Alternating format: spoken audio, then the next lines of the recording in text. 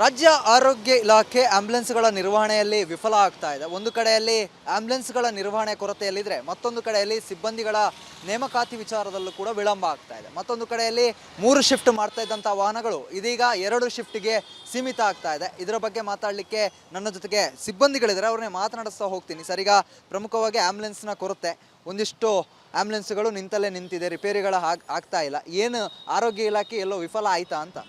ಇಲ್ಲ, ಈಗ ಆರೋಗ್ಯ ಇಲಾಖೆಯಲ್ಲಿ ಆಂಬುಲೆನ್ಸ್ಗಳ ಕೊರತೆ ಏನಿಲ್ಲ. ಆಂಬುಲೆನ್ಸು ಇಡೀ ರಾಜ್ಯದ ಎಷ್ಟು ಜನಸಂಖ್ಯೆಗೆ ಆಂಬುಲೆನ್ಸ್ ಬೇಕೋ ಅಷ್ಟು ಆಂಬುಲೆನ್ಸ್ ಇರೋದು ನಿಜ. ಆದರೆ ನಿರ್ವಹಣೆ ಅನ್ನೋ ಒಂದು ವಿಚಾರ ಬಂದಾಗ ಕೆಲವೊಂದು ಗ್ಯಾರೇಜಲ್ಲಿರ್ತಕ್ಕಂಥದ್ದು, ಕೆಲವೊಂದು ರಿಪೇರಿ ಆಗತಕ್ಕಂಥದ್ದು ಒಂದು ಈಗಿನ ವಾಸ್ತವ ಸ್ಥಿತಿ ಇದೆ. ಕಾರಣ ಏನಂದರೆ, ಇಷ್ಟು ವರ್ಷಗಳ ಕಾಲ 2008ರಿಂದ ಏನು ಉಚಿತ ಸೇವೆ ಆರೋಗ್ಯ ಕವಚ ಯೋಜನೆಯನ್ನು ಕಾರ್ಯನಿರ್ವಹಣೆ ಮಾಡ್ತಾಯಿತ್ತು ಜೀವಿಕೆ ಸಂಸ್ಥೆ ಅಂತ, ಆ ಸಂಸ್ಥೆಯಿಂದ ಹಿಂಪಡೆದು ಸರ್ಕಾರನೇ ನೇರ ನಿರ್ವಹಣೆ ಮಾಡಬೇಕು ಅಂತ ಒಂದು ಏನು ಯೋಜನೆ ರೂಪಿಸಿದ್ರು. ಈ ಯೋಜನೆ ರೂಪಿಸಿದಂಥ ಸಂದರ್ಭದಲ್ಲಿ ಮೊದಲು ಮುಖ್ಯವಾಗಿ ಏನು ಕಾಲ್ ಸೆಂಟ್ರ್, ಕಮಾಂಡೋ ಕಾಲ್ ಸೆಂಟ್ರ್ ಅಂತ ಸರ್ಕಾರ ಈಗ ಸಂಪೂರ್ಣವಾಗಿ ಅದರ ಅಧೀನಕ್ಕೆ ತಗೊಂಡಿದೆ. ಆದರೆ ಈಗಲೂ ಸಹ ವಾಹನದ ರಿಪೇರಿಸ್ ಇರ್ಬೋದು, ಇಲ್ಲ ಸಿಬ್ಬಂದಿಗಳ ನಿರ್ವಹಣೆ ಇರ್ಬೋದು, ಅದನ್ನು ಈಗಲೂ ಸಂಸ್ಥೆಯವರಿಗೆ ನಿರ್ವಹಣೆಗೆ ಕೊಟ್ಟಿದ್ದಾರೆ. ಈ ಮಧ್ಯದಲ್ಲಿ ಅವರಿಗೆ ಯಾವುದೇ ಥರದ ಟೆಂಡರು ಸಹ ಕೊಟ್ಟಿಲ್ಲ. ಜೊತೆಗೆ ಸರ್ಕಾರ ಅದಕ್ಕೆ ಬೇಕಾದಂಥ ಅನುದಾನ ಒದಗಿಸೋದನ್ನು ಸಹ ಕೊಡದೇ ಇರೋ ಕಾರಣದಿಂದ ಅವರ ಒಂದು ಸಣ್ಣ ಪುಟ್ಟ ಸಮಸ್ಯೆಗಳು ಇರೋದ್ರಿಂದ ಈ ಒಂದು ಪರಿಸ್ಥಿತಿ ನಿರ್ಮಾಣ ಆಗಿದೆ. ಈಗ ಹಾಲಿ ಬಂದಂಥ ನಮ್ಮ ಆರೋಗ್ಯ ಸಚಿವರಿಗೆ ಗಮನಕ್ಕೆ ತಂದಿದ್ದೀವಿ. ಆದಷ್ಟು ಬೇಗ ಮುಂದಿನ ವಾರದಲ್ಲೇ ಸಭೆ ಕರೆದು ಸಂಪೂರ್ಣವಾಗಿ ಈ ಆಂಬುಲೆನ್ಸ್ ಏನು ಯೋಜನೆ ಇದೆ ಇದನ್ನು ಉತ್ತಮ ರೀತಿಯಲ್ಲಿ ಮೊದಲು ಯಾವ ರೀತಿ ಕಾರ್ಯನಿರ್ವಹಿಸ್ತಾ ಇತ್ತು ಆ ರೀತಿಯಲ್ಲೇ ಮಾಡ್ತಕ್ಕಂಥದ್ದಕ್ಕೆ ಏನು ಬೇಕು ಅದಕ್ಕೆ ನಾವು ಕ್ರಮ ವಹಿಸ್ತಕ್ಕಂಥ ಕೆಲಸ ಮಾಡೋಣ, ಆದಷ್ಟು ಬೇಗನೆ ಇದನ್ನು ಸರಿಪಡಿಸ್ತಕ್ಕಂಥ ಕೆಲಸ ಮಾಡೋಣ ಅಂತ ಅವರು ಸಹ ನಮಗೆ ಒಂದು ಮನವರಿಕೆ ಮಾಡಿಕೊಟ್ಟಿದ್ದಾರೆ ಸರ್. ಸರ್, ಈಗ ಸಿಬ್ಬಂದಿಗಳ ನೇಮಕಾತಿ ವಿಚಾರದಲ್ಲಿ ಒಂದಿಷ್ಟು ವಿಳಂಬ ಆಗ್ತಾ ಇದೆ. 108 ಆಂಬ್ಯುಲೆನ್ಸ್ಗಳಿಗೆ ಒಂದಿಷ್ಟು ಕಡೆಯಲ್ಲಿ ಡ್ರೈವರ್ಗಳಿಲ್ಲ.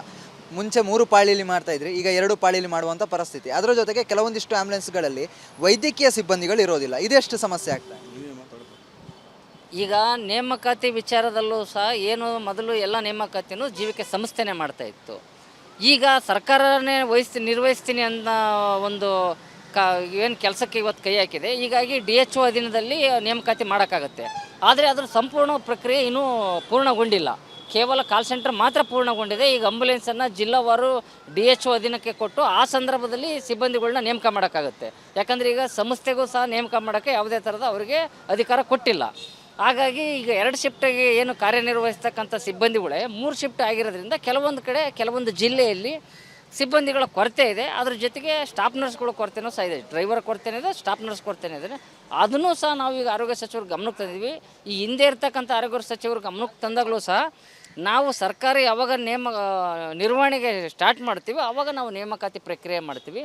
ಈಗ ಬೇರೆ ಖಾಸಗಿ ಸಂಸ್ಥೆಗೆ ನಿರ್ವಹಣೆಗೆ ನಾವು ಕರೆ ಕೊಟ್ಟರೆ ಮತ್ತೆ ಮುಂದಿನ ದಿನಗಳಲ್ಲಿ ಬೇರೆ ಥರ ಗೊಂದಲ ಆಗಬಾರ್ದು. ಈಗ ಸದ್ಯದ ಪರಿಸ್ಥಿತಿಯಲ್ಲಿ ಇದು ಸಿಸ್ಟಮ್ ನಡೀಲಿ.